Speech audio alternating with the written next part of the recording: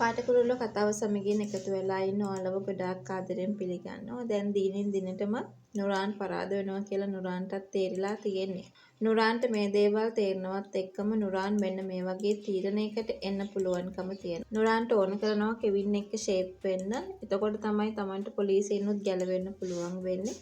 අනිත් එක තමයි බිස්නස් ඔක්කොම අයිති කරගන්න බැරි වුණත් ඉතින් කෙල්සිට අයිති දේවල් හරි Tamanට අයිති කරගන්න පුළුවන් නේද කියන ගණයට ඔය පත්වේවි කියන කතාව ගැන තමයි අපි මතක් කරන්න ඕනේ. ඉතින් කොහොම හරි ඒක හිතාගෙන මුල් දවස්වල නැත්තත් අන්තිමට යන්න නුරාන් කෙවින්ව මුණ ගැහිලා ෂේප් වෙන්න උත්සාහ කරයි කියන කතාව ගැන අපිට මතක් කරන්න පුළුවන්. හැබැයි ගොඩාක් වෙලාවට ඔය කෙවින් හොඳටම දන්නවා නුරාන් කියලා කියන්නේ තමන්ගේ ජීවිතේට සම්බන්ධ කරගන්න හොඳ කෙනෙක් නෙමෙයි කියලා. අනිත් එක නිම්නාවේ පැහැරගත් එක ගැන මේ වෙනකොටත් ලොකු කේන්තියක් තියාගෙන ඉන්නේ කියන ඒ කතාව ගැන අපි මතක් කළ යුතුයි. ඉතින් කොහොම හරි මේ දේවල් එක්ක තව දෙයක් අපිට කතා කරන්න අවස්ථාවකුත් ලබා ගන්න පුළුවන් වෙනවා කියන එක ගැන තමයි අද මම මේ වීඩියෝ එක හරහාම ඔයාව දැනුවත් කරන්නට බලාපොරොත්තුවක් තියාගෙන ඉන්නේ කියන ඒ කතාව ගැන තමයි අද වීඩියෝ එක හරහා අපිට කතා කරන්නට පුළුවන්කමකුත් ලැබිලා තියෙන්නේ.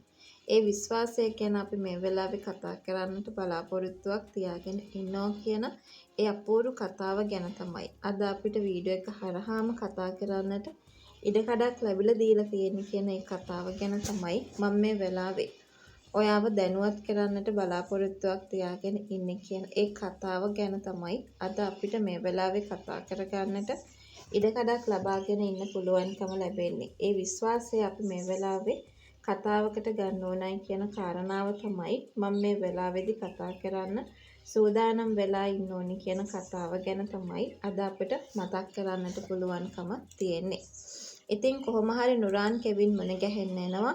ඒ මුණ ගැහෙන්න ඇවිල්ලා මේ විස්තර ටික කතා කරන්න ඉඩකඩක් තියෙනවා. ඒ වගේම තමයි හැබැයි නුරාන් එක්ක සමගි සාමදාන ගිවිසුම් වලට කැමති වෙන්න කොහෙත්ම පුළුවන් කමක් නැහැ.